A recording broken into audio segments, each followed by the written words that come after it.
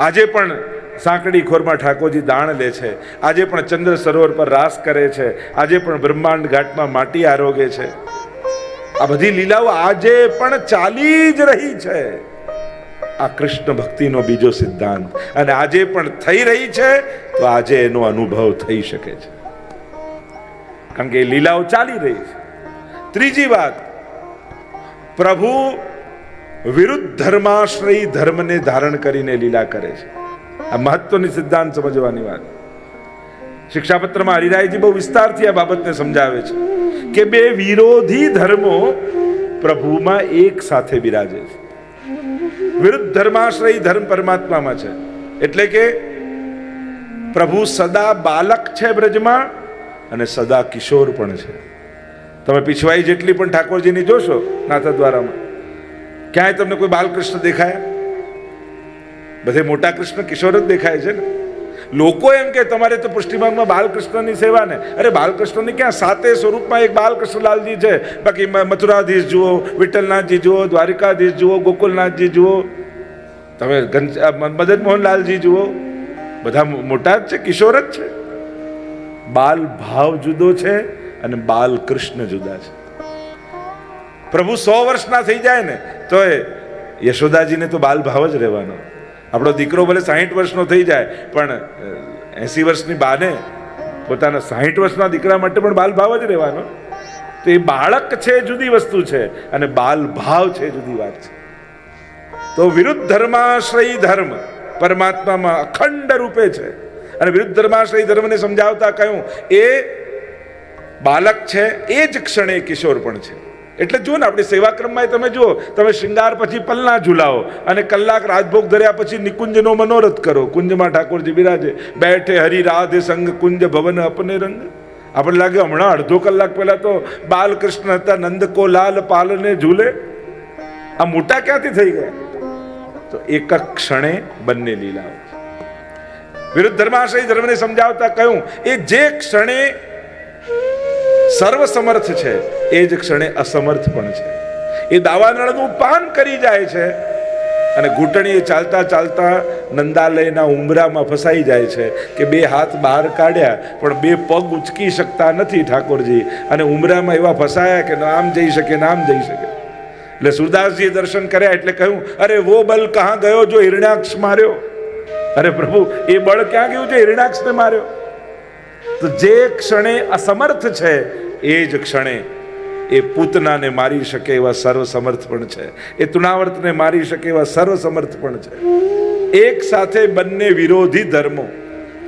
જે ક્ષણે એ અબૂધ છે, એ જ ક્ષણે એ સર્વજ્ઞ પણ છે.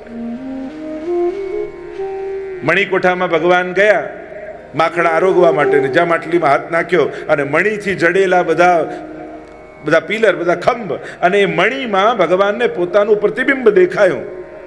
એટલે પ્રભુને એમ થયું કે કોઈ મને જોઈ ગયું. હતું પોતાનું જ પ્રતિબિંબ, પણ પ્રભુ એવી અબૂધ લીલા કરે છે, એમને થયું કે કોઈ બાળક મને જોઈ ગયું. એટલે માખણ લઈને એને ચોપડવા લાગ્યા. જો કોઈને કહેતો નહીં કે હું માખણ ખાઉં છું, લે તુંય ખા, તને આપું, પણ કહેતો નહીં મૈયાને. તો અબૂધ એ જ ક્ષણે પ્રભુ સર્વજ્ઞ છે. એ તૃણાવર્ત આદિ બધાને જાણે છે. પિતાજીને પણ કર્મનો સિદ્ધાંત સમજાવે છે. કર્મણા જાયતે જંતુ કર્મણૈવ વિલીયતે, સુખમ દુઃખમ ભયમ ક્ષેમમ કર્મણૈવ અભિપદ્યતે.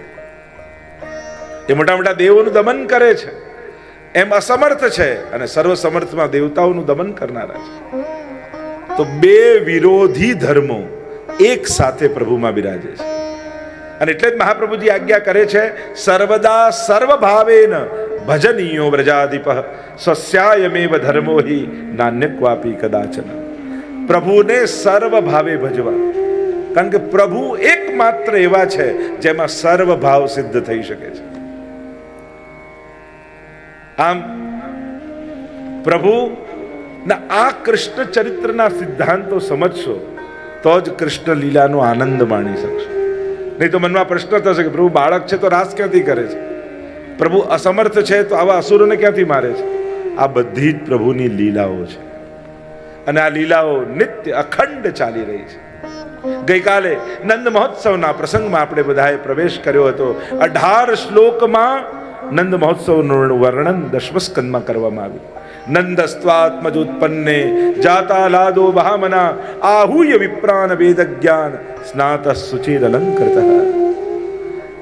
નંદસ્ત્વાત્મજ ઉત્પન્ને 18 શ્લોકમાં વર્ણન કર્યું. માનો ભાગવતના 18,000 શ્લોકોનો આનંદ આ 18 શ્લોકમાં વર્ણિત કરી દીધો.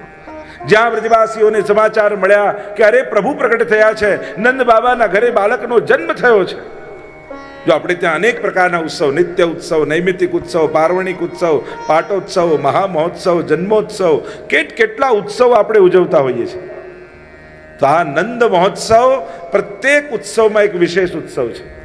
કારણ કે જેટલા બાકીના ઉત્સવો છે એ કાં યશોદાજીના ભાવના છે, કાં ગોપીઓના ભાવના છે. કૃષ્ણ લીલામાં આ એકમાત્ર ઉત્સવ એવો છે જે નંદ બાબાના નામે ઓળખાય છે, નંદ મહોત્સવ. બાકી બીજા કોઈ મનોરથમાં નંદ બાબાના નામે નથી થતો, પણ આ એક પહેલો ઉત્સવ નંદ બાબાના નામનો છે.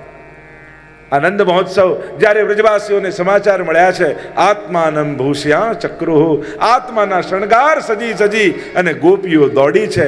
દહીં દૂધના માટલા લઈને વ્રજભક્તો દોડ્યા છે અને આખા બ્રજમાં એક જ ધ્વનિ ગૂંજી રહ્યો છે, નંદ ઘેરા નંદ ભયો જય કનૈયા લાલ કી. કહેવાય છે કે વૃષભાનજીને ત્યાં 2 વર્ષ પહેલા બાળકીનો જન્મ થયો છે અને જ્યાં જ્યોતિષે જોયું, કહ્યું સર્વગુણ સંપન્ન છે. કીર્તિજીએ કહ્યું પણ આંખો તો ખોલતી નથી, આ આંખો ક્યારે ખોલશે? તો કે જ્યારે આના થનારા પતિના જન્મના સમાચાર આને મળશે ને ત્યારે જ આ નેત્રો ખોલશે. અને અહીંયા જ્યારે નંદ ગામમાં નંદ મહોત્સવ ચાલી રહ્યો છે અને એ ધ્વનિ પહોંચ્યો છેક રાવલમાં, અને રાવલના ગોપોએ જ્યારે સાંભળ્યું અને ભાગતા ભાગતા વૃષભાનજી પાસે આવ્યા. લાલનનું પ્રાગટ્ય થયું છે. જ્યાં વધાઈ આપી, કીર્તિજીની ગોદમાં રાધાજી હતા, સાંભળતાની સાથે નેત્રો ખોલી લીધા અને જ્યાં ખોલ્યા ત્યાં વૃષભાનજી ને કીર્તિજી ઊભા થઈ ગયા અને ગોદમાં લઈને કોણ થયું છે? જે વેદમાં કહ્યું આનંદ માત્ર કર પાદ મુખોદરાદી, જે સર્વાંગ આનંદમય છે એ બ્રહ્મ આજે નંદ બાબાના ઘરે આવ્યો છે. એટલે કહ્યું નંદ ઘર આનંદ ભયો. પણ કયા નામે? તો કે જય કનૈયાલાલ. પણ પ્રગટ થયો છે બ્રહ્મ. એટલે જ કહ્યું પુષ્ટિ માર્ગમાં આવીને પણ આ 3 વસ્તુ જે નથી પામ્યા એને શું આનંદ પામ્યો? એક ડોલનો ગુલાલ, બીજું અન્નકૂટની સખડી અને ત્રીજો નંદ મહોત્સવનું દહીં. આ 3 જણે નથી પામ્યા, એને શું આનંદ પામે? આ તો પુષ્ટિ માર્ગના વિશેષ ઉત્સવો છે. અને ઉત્સવો નામ મનસઃ સર્વ વિસ્માર કાલાદ. ઉત્સવ કોને કહેવાય? જે સર્વ લૌકિકની વિસ્મૃતિ કરાવી દે એને જ ઉત્સવ કહેવાય. જો ના નંદ મહોત્સવમાં ઉછાળતા હોઈએ અને ગમે તેટલા મોટા શેઠ હોય, ગમે તેટલા ભણેલા હોય, ગમે તેટલા હોય, એમ થાય કે ઠાકોરજીની પ્રસાદી મળે. કેવું આપણે આપણો બધો અહંકાર ભૂલી જઈએ. મૂળ વાત શું છે? લૂંટવું જ જોઈએ, દરેકે લૂંટવું જોઈએ. ત્યારે એમની માં હવે આવા તો 100 હું ખરીદી શકે, પણ એ નંદ મહોત્સવનો પ્રસાદ કહેવાય. આ તો લૂંટવાનો, આ તો કૃપા લૂંટવાનો અવસર છે. ત્યારે પોતાના સામર્થ્યનો વિચાર ન કરાય. જ્યારે પણ પ્રભુની સેવામાં જાઓ ત્યારે પોતાના લૌકિક સામર્થ્યની વિસ્મૃતિ કરીને જાઓ. ક્યારે પણ હું સમર્થ છું, હું બુદ્ધિમાન છું, હું બીજા કરતા ચતુર છું, હું બીજા કરતા વધારે સામર્થ્ય વાળો છું, આ જો યાદ રાખીને જશો ને તો સેવાનું સુખ નહીં લઈ શકો. સેવા શેઠને નથી મળતી, સેવા સેવકને મળે છે. અને સેવક બનીને જઈએ તો જ સેવાના આનંદ મળે. અહીંયા તો એક જ ધ્વનિ ચારે બાજુ ગુંજી રહ્યું છે અને આ ધ્વનિ પહોંચ્યો છેક વૈકુંઠમાં. લક્ષ્મીજીને કાનમાં પડ્યું. નારદજી જતા હતા, પૂછ્યું નારદજી આવાજ ક્યાંથી આવે છે? અરે આપને ખબર નથી, આપના નાથ ગોકુળમાં લાલન બનીને પ્રગટ થયા છે. અચ્છા, મારે પણ દર્શન કરવા છે, કઈ પાસ વાસ હોય તો ગોઠવી આપો ને. ઠાકોરજીને કહેવા લાગ્યા, નારદજી કહેવા લાગ્યા લક્ષ્મીજીને કે અરે ઠાકોરજીમાં તો બધા પાસ જ છે, અહીંયા ઠાકોરજી કોઈને ફેલ કરતા જ નથી, તો કેમ જવાય? તો કે આવી લક્ષ્મી બનીને ત્યાં કોઈ પ્રવેશવા નહીં દે, ત્યાં તો સેવક બનીને જવું પડે. કારણ કે ત્યાં તો લક્ષ્મી શાસ્ત્ર લીલા ભી સેવ્યમાનમ કલાનિધિ, અનંત લક્ષ્મીઓ છે. લઈ ગયા બેલવન, જે વ્રજયાત્રા કરીને આવ્યા છે એમને ખબર હશે, લક્ષ્મીજીનું મંદિર છે. માલણનો વેશ ધરાવ્યો, હાથમાં ફૂલોની છાપ આપી અને કહ્યું હવે કોઈ પૂછે તો કહેજો તોરણ બાંધવા આવી છું ને વધાઈ લેવા આવી છું, અને એમ કરીને પ્રવેશ કરી દેજો. અને લક્ષ્મીજી ચાલ્યા છે આગળ આગળ. નારદજી નાચતા જાય, ગાતા જાય. નંદ ઘેરા નંદ ભયો જય કનૈયા લાલ કી